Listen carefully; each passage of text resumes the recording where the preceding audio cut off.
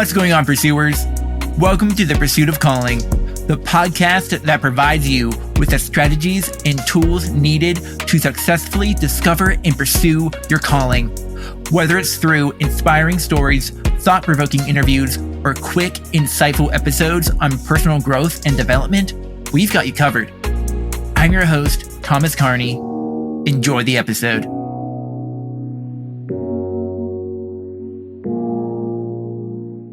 If you're feeling stuck, directionless, or like there's more you're meant to pursue in this season of life, I created a free guided reflection workbook called Pursuing Your Calling. It's designed to help you gain clarity, reflect on where you are, and take intentional steps forward. You can download it through the link in the description in my bio on Instagram or Facebook. And if you're interested in going deeper through group or one-on-one coaching, there's also an option to let me know there as well, and I'll get a notification to reach out. Now let's get into today's episode.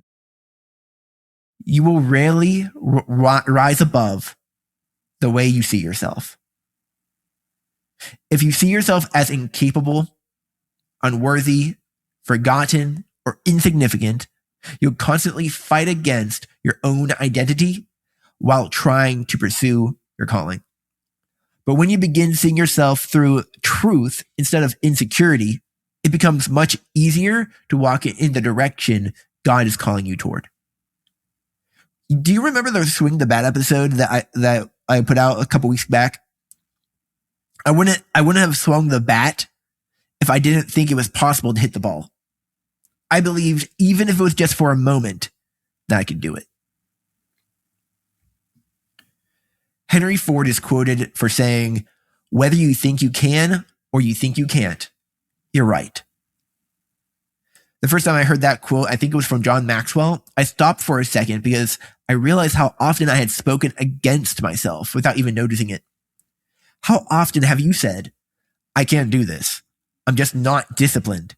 I'm not leadership material. I always mess things up. That's just who I am." That one's my favorite, by the way. And then we wonder why we struggle to move forward. If every day you speak to yourself like someone who has no value, eventually you're going to start living like it. The focus of today's episode is this. You are not perfect. You are not better than everyone else, but you're also not worthless, forgotten, or without purpose. You're a pursuer. A person created with intention, a person with a calling on their life. And where there is a calling, there is also the one who calls. So maybe the version of yourself you've been believing in is far smaller than the person God created you to be. I'm going to have 3 points in this episode, and I actually kind of like the 3-point format. And the first point here is your self-image determines the level at which you move. Your self-image determines the level at which you move. You will almost always move toward the level of your self-image. Your self-image becomes the lid on your behavior.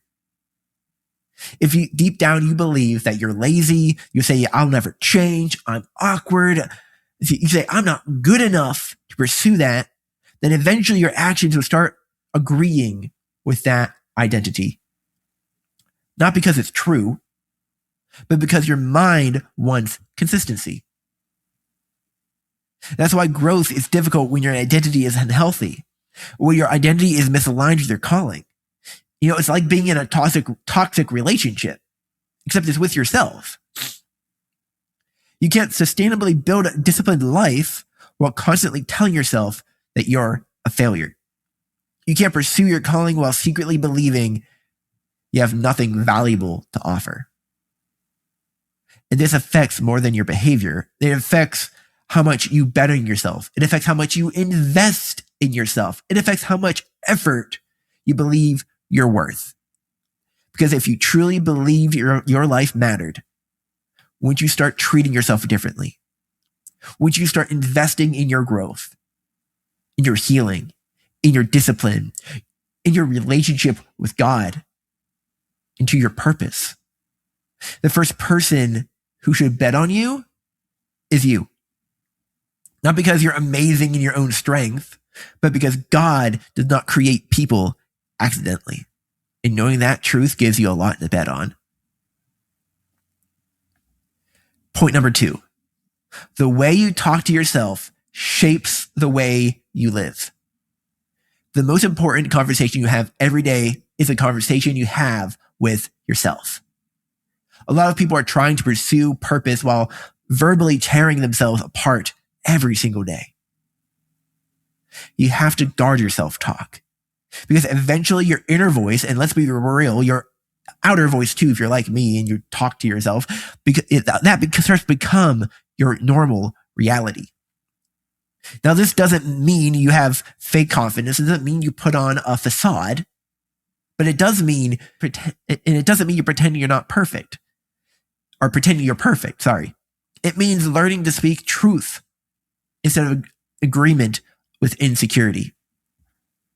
There's a difference between saying, I failed and I'm a failure. One acknowledges a moment and allows you to think, how can I grow from this? The other creates an identity. And over time, identity drives behavior. One of the most powerful ways to improve your self-image is actually by serving other people. Because when your entire life becomes centered on yourself, your world gets incredibly small. But when you add value to others, something changes. You start realizing, I actually do have something meaningful to offer other people. Everything great is done in service to others. And honestly, the strongest amount of confidence comes from doing the right thing consistently, even when it's hard. Because building a good character builds self-respect. It's really easy to build a good character by serving others. And then by serving others, you're going to build that respect for yourself.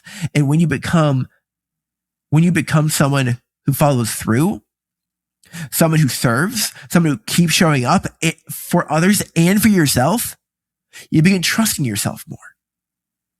And confidence grows from evidence. Point number 3. You see others through the lens of how you see yourself. One of the most powerful ideas from the law of the mirror in the 15 invaluable laws of growth that I've been mentioning many times in the last few episodes is this. We don't always see others as they are. Often we see them as we are. People with a damaged self-image often assume rejection, compare constantly, struggle celebrating others, or you feel threatened by other people's success. I've been there, honestly, on all of these. So I get it. I understand. Does any of this sound familiar to you? But when your self-image becomes healthier, you stop living from insecurity. You stop needing to prove yourself all the time. You become more encouraging. You become more secure. You're more willing to help other people win. And this matters deeply on the pursuit of your calling, because your calling is not just about achievement. Your calling isn't for you. It's about impact. It's for others. And one practical way to grow this week is simple. Get a win every day. Small wins matter. Keep promises to yourself. Prepare well. Show up. Serve someone today. Pray. Read. Exercise. Encourage somebody. Every small act of integrity slowly changes the reflection you see in the mirror. You know, God constantly called people in scripture before they felt qualified. Moses felt incapable. He had a speech impediment, but God used him to lead the Israelites out of Egypt. That's in the book of Exodus. You can see how Moses told God that to pick someone else because he couldn't speak. And God said, no, this is what your calling is. And then Gideon looked in the mirror and saw weakness. God looked at Gideon and saw purpose. You can look at that in Judges chapter 6, verses 12 to 15. Then there's Jeremiah. He thought he was too young. Yet God told him, before I formed you in your mother's womb, I knew you. Before you were born, I set you apart. I appointed you as a prophet to the nations. Jeremiah. That's Jeremiah chapter 1, verse 5. And then Jeremiah said, alas, sovereign Lord, I said, I do not know how to speak. I am too young. And then God came back to him and said, but the Lord said to me, do not say, I am too young. You must go to everyone I send you and say whatever I command you. God does not care about your circumstances. He provides you with a calling because he knows with him you can do it. God saw something in them before they fully saw it in themselves. That doesn't mean we become arrogant. It means we stop agreeing with lies that keep us small. Humility is not thinking less of yourself. Humility is seeing yourself truthfully. And the truth is, if God created you with purpose, your life carries value. And let me tell you, he did create you with purpose. Your responsibility is not to become perfect overnight. Your responsibility is to faithfully pursue growth and become who he has created you to be, despite the circumstances that you have in your life. So this week, I want you to do a couple things. I want you to pay attention to the way you speak to yourself. Every time you catch yourself saying that you can't, you say, I'm not enough, I'll never change, pause and ask, is this actually true?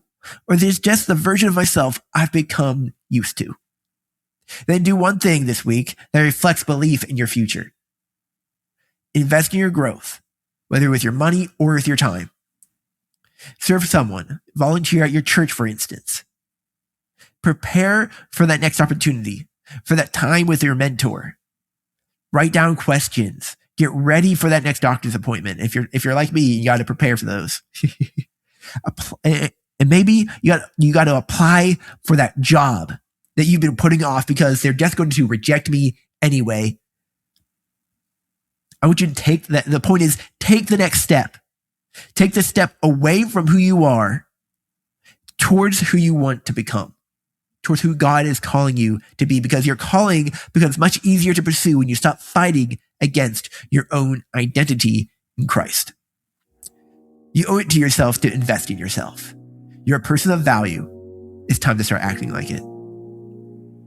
And guys, again, I mentioned it in the beginning of this episode, but if you would like to invest in yourself, there's going to be a link in the description of this episode and in the bio of my Instagram and Facebook for you to fill out the Pursuing Your Calling Guided Reflection Workbook. That is a mouthful.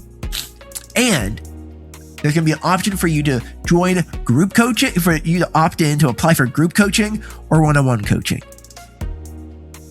So if you would like to invest your time, there's free options for both. You'll see there's a few weeks of free coaching, of group coaching, and there's a free coaching session.